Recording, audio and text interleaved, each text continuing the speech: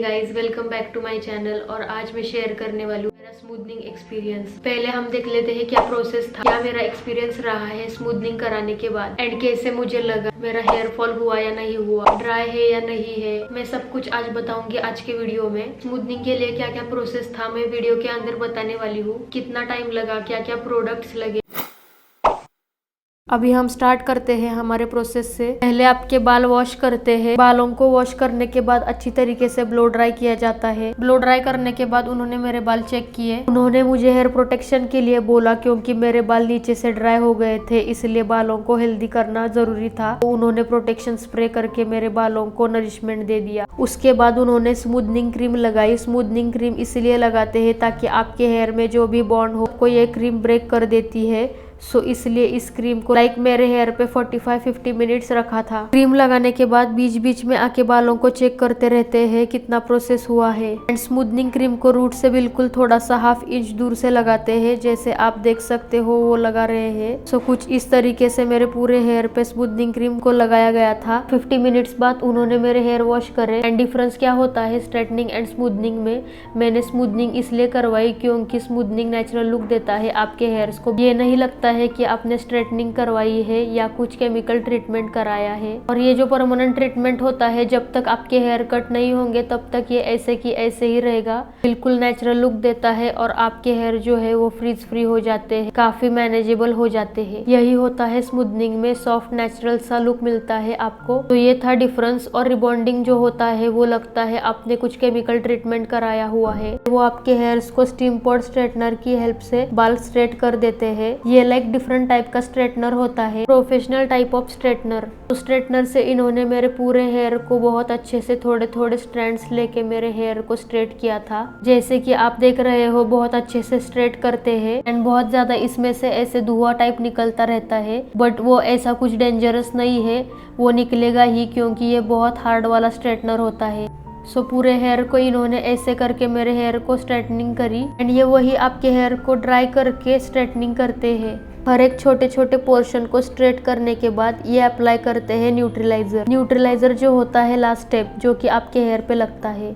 Time ज्यादा लगता है इसमें, बट प्रोसेस ज्यादा नहीं है। 2 to 3 स्टेप्स होते हैं इसमें, बट टाइम कंज्यूमिंग काफी है।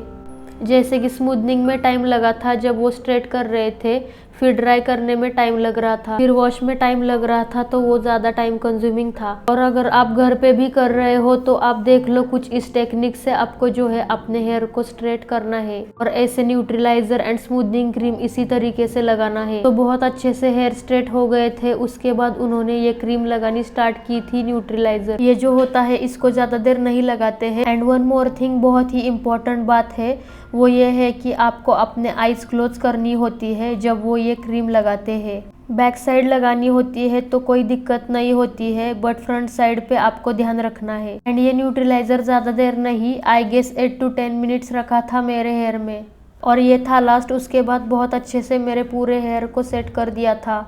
एंड देन उन्होंने हेयर वॉश कर दिया था मेरा। इसके बाद उन्होंने ब्लो ड्राई से अच्छे से ड्राई कर दिया था हेयर को, और यही बोला था ड्राई करने के बाद बस आपको अपने हेयर ऐसे के ऐसे ही रखने हैं, जैसे कि वो मुझे सेट करके देते हैं। सेंटर पार्टीशन करके दिया था और कहा ईयर्स के पीछे बाल नहीं लेना, एंड सोते समय हेयर्स फोल्ड नहीं करने हैं, क्लच क्लिप्स नहीं लगाना है। लास्ट में मेरे हेयर स्ट्रेट एकदम इवन कर दिए थे स्ट्रेट कट करके। मुझे काफी अच्छे लगे मेरे hairs, and you can see बहुत ज्यादा मैनेजेबल हो गए हैं। और कहीं पे भी जाना हो तो सोचना नहीं पड़ता हेयर का क्या करना है, आप सिर्फ ओपन करो and you are good to go. Smoothening का पूरा प्रोसेस होने के बाद उन्होंने मुझे 3 दिन बाद बुलाया था हेयर वॉश के लिए। उसमें वो वॉश करने के बाद हेयर चेक करते हैं कि अच्छे से स्मूथनिंग ओवरऑल हुआ या नहीं। तो मेरा स्मूथनिंग पूरा अच्छे से हो गया था। मुझे काफी अच्छे लगे मेरे hairs, and you can see बहुत ज्यादा मैनेजेबल हो गए हैं। और कहीं पे भी जाना हो तो ज्यादा सोचना नहीं पड़ता है हेयर का क्या करना है, आप सिर्फ ओपन करो and you are good to गो।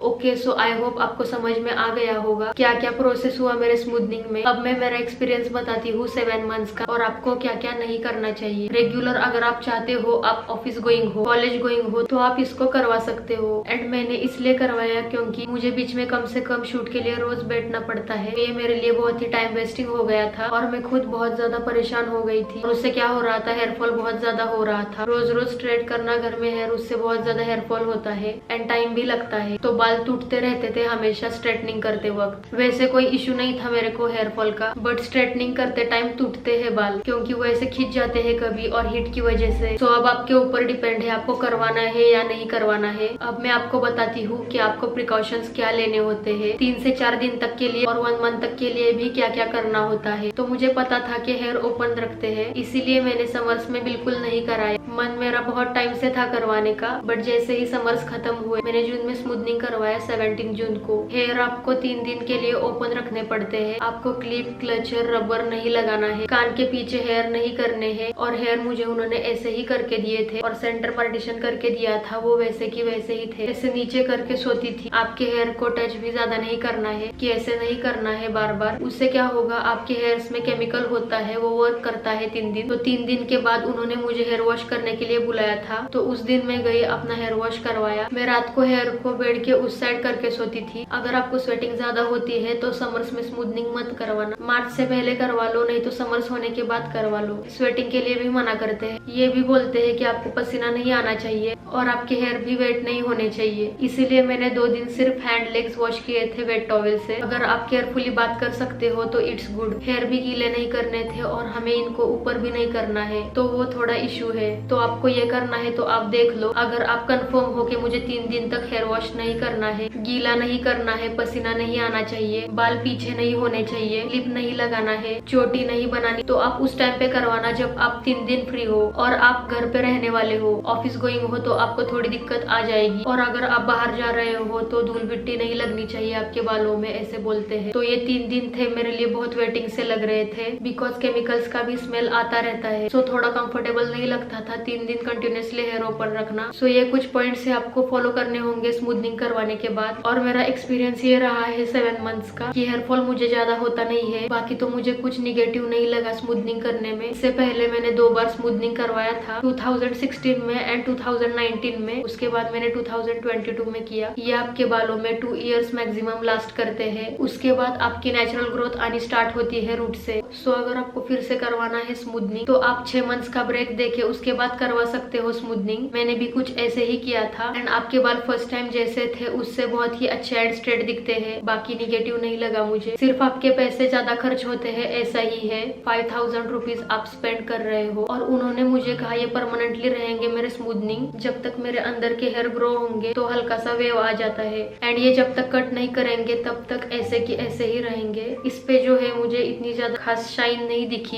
ये आप देख सकते हो। नीचे से थोड़ा शाइन गया है क्योंकि मैंने कलर किए हुए हैं, थोड़े से ड्राई हो चुके हैं नीचे से। आई होप आपके लिए ये वीडियो हेल्पफुल रही होगी। हेयर्स थोड़े डैमेज हो ही जाते हैं क्योंकि इतने केमिकल्स लगते हैं, इतना हार्ड वो हीट होता है, दिखता है ऐसे धुआं धुआं निकलते वक्त। केमिकल्स तो बहुत सारे लगते हैं और आपको स्मूथनिंग का ही शैम्पू यूज करना पड़ता है बिकॉज उससे आपके हेयर्स को प्रोटेक्शन मिलता है। और 7 मंथ्स के बाद मेरे इतने हेयर्स ग्रो हो गए हैं। ये शैम्पू मुझे सजेस्ट किया है स्मूथनिंग के लिए एंड इसकी प्राइस है 1000 रुपीज एंड हेयर मास्क एंड इसकी अमाउंट है 1050 बिकॉज ये शैम्पू स्पेशली स्मूथनिंग के लिए बनाए होते हैं for fine to damaged hair. बाल केमिकली ट्रीटेड होते हैं उसके लिए ये शैम्पू रहते हैं एंड अगर आपके बाल डैमेज्ड है उसके लिए भी आप यूज कर सकते हैं। कुछ सलून्स में स्वॉचकॉफ नहीं तो लोरियल के शैम्पूज भी सजेस्ट करते हैं एंड शैम्पू के साथ हेयर मास्क भी सजेस्ट किया था मुझे। आपको सलून्स वाले रिकमेंड करते हैं शैम्पूज बट उनके पास ओरिजिनल प्राइस में ही रहते हैं, डिस्काउंट वगैरह नहीं देते। सो मैंने ये shampoo and hair mask Nykaa से ऑर्डर किया बिकॉज मुझे वहाँ पे बहुत ही अच्छे प्राइस में मिला। मैं आपको दिखाती हूँ। और उसके साथ ये स्प्रे कंडीशनर फ्री मिला। तो अगर आपको शैम्पू हेयर मास्क लेना है तो आप एक बार ऑनलाइन प्राइस चेक करके ले सकते हो। सो अगर आपको वीडियो अच्छी लगी, हेल्पफुल रही है, then hit the like button and subscribe to my channel. And अगर आपके कुछ डाउट्स क्लियर करने हैं तो comment down below. Thank you so much for watching my video. Till then bye, take care.